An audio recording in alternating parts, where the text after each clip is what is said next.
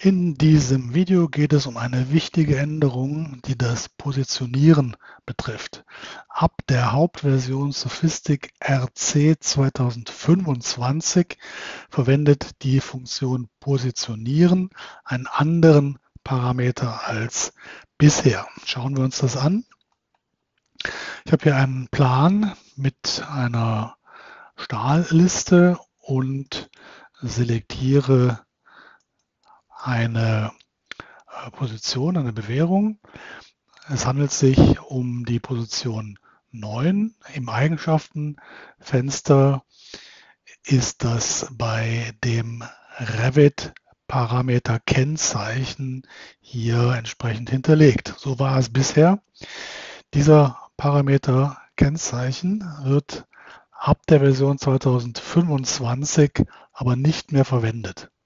Stattdessen verwendet die Funktion Positionieren ab jetzt den Parameter Sophistic Mark, um die Bewährungsposition im Projekt zu verwalten. Sophistic Mark ist hier allerdings noch leer, wie man sieht. Lasse ich jetzt noch einmal positionieren. Ich behalte die bestehenden Positionsnummern bei. So.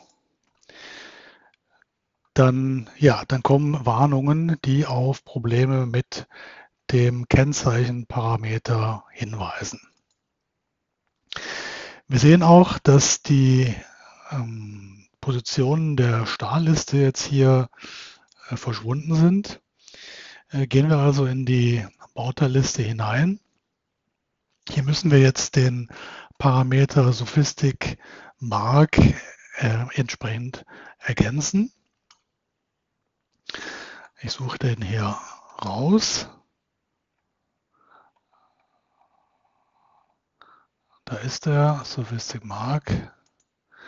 Ich schiebe ihn nach ganz oben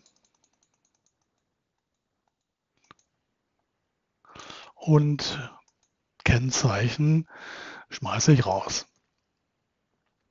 Jetzt muss ich die Sortierung neu einstellen. Sortieren entsprechend nach Sophistic Mark und in der Formatierung soll Sophistic Mark jetzt natürlich Position wieder heißen. Okay. Ja, jetzt sieht es wieder richtig aus. Die Stahlliste auf dem Plan ist jetzt auch wieder korrekt. Wählen wir nochmal die Bewährung aus. Hier sehen wir jetzt, dass der Parameter Kennzeichen nun leer ist und stattdessen jetzt Sophistic Mark die Positionsnummer, also in dem Fall die 9, beinhaltet.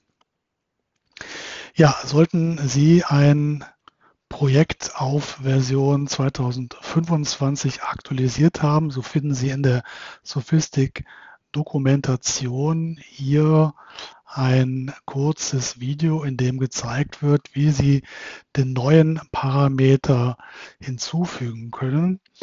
Das ist aber nur für aktualisierte Projekte notwendig. Wenn Sie ein neues Projekt in Version 2025 starten, ist dies nicht erforderlich. Ich hoffe, meine Erklärung war hilfreich für Sie.